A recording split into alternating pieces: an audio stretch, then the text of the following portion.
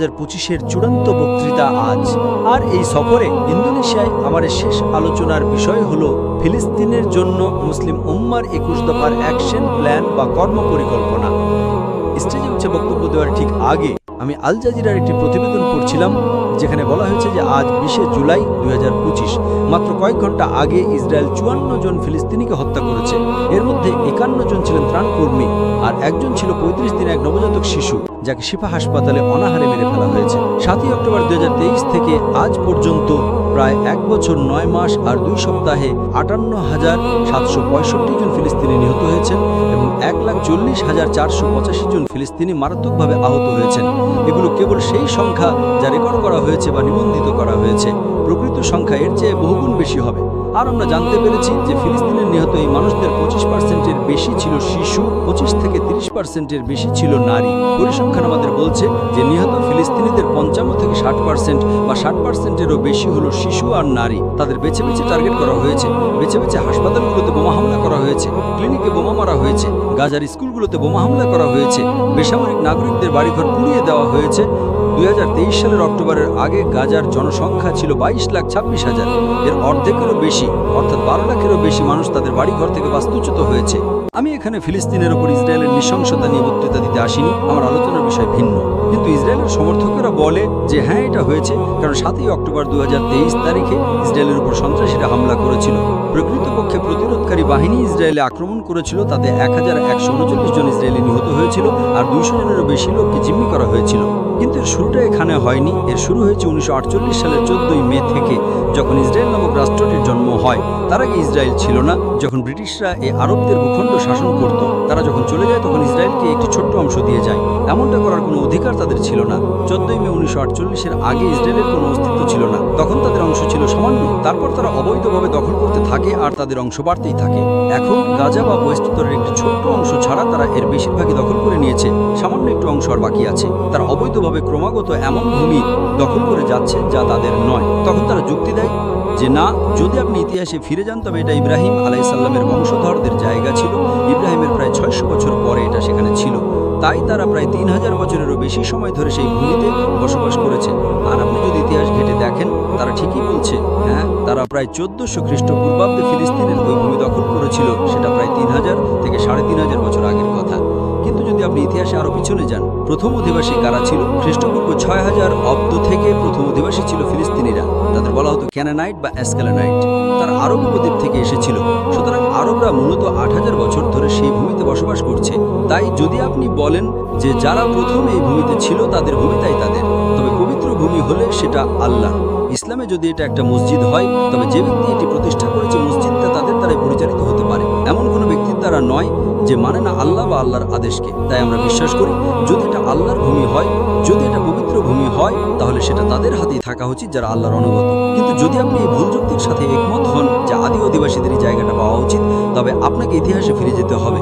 আর খ্রিস্টপূর্ব 6000 অব্দ থেকে 8000 বছরেরও বেশি সময় ধরে আরব উপদ্বীপ থেকে আসা ক্যানানাইটরা বা ফিলিস্তিনিরা সেই ভূমিতে বসবাস করেছে। আপনাদের একটা সারাংশ দিচ্ছি। ব্যাপারটা এরকম যে কিছু মানুষের বাড়ি তাদের কাছ থেকে কেড়ে নেওয়া হয়েছে আর তারা গৃহহীন।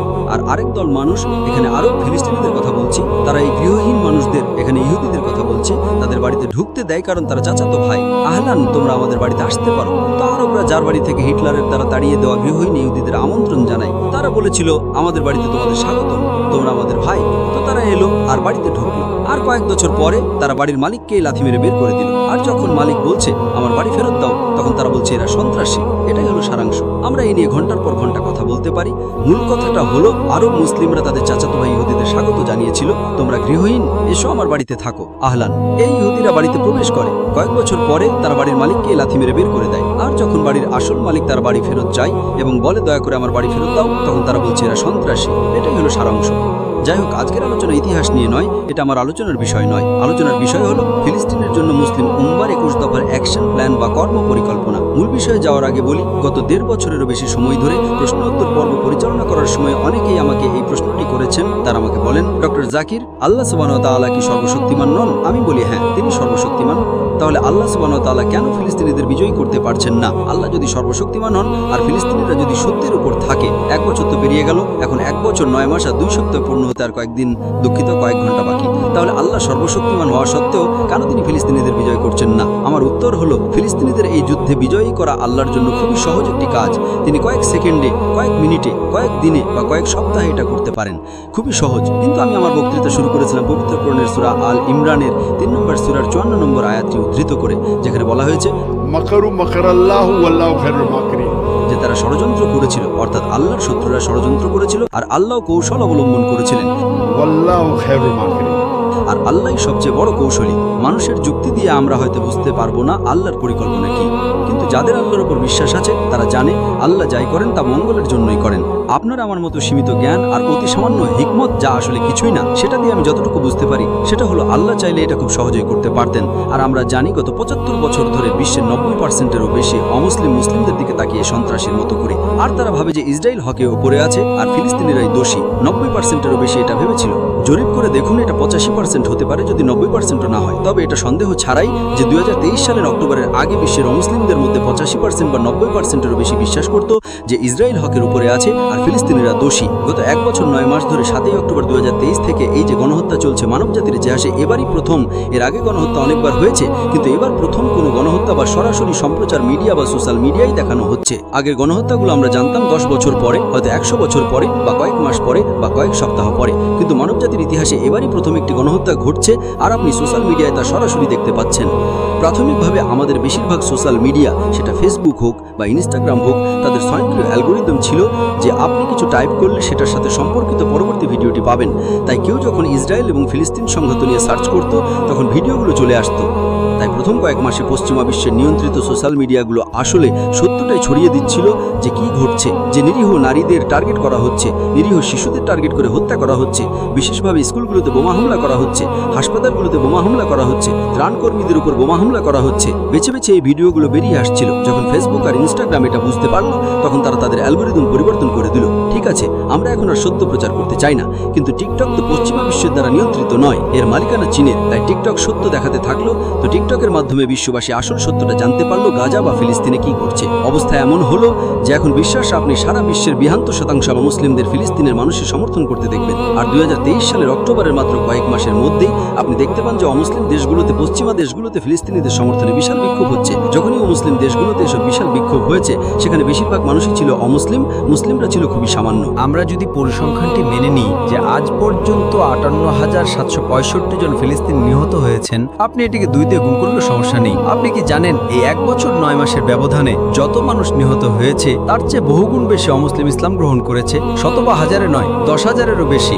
আমি সেই সাধারণ অমুসলিমদের কথা বলছি না যারা বিশ্বজুড়ে প্রতিদিন ধর্মান্তরিত হচ্ছে, তাদের বাদ দিন। আমি কেবল সেই মানুষদের কথা বলছি যারা গাজার নৃশংসতা দেখার পর ইসলাম গ্রহণ করেছে। ইউরোপীয় একটি ইসলামী সংগঠনের প্রধানের মতে তিনি বলেছেন মাত্র কয়েক মাসের মধ্যেই 20,000 ইউরোপীয় ইসলাম গ্রহণ করেছে কেবল গাজার কারণে। ইনশাআল্লাহ আমরা এখানে একটা ছোট্ট বিরতি নেব এবং ইনশাআল্লাহ প্রোগ্রাম শেষ হওয়ার পর রাত 11টায় আমরা জামাতে সালাত আদায় করব।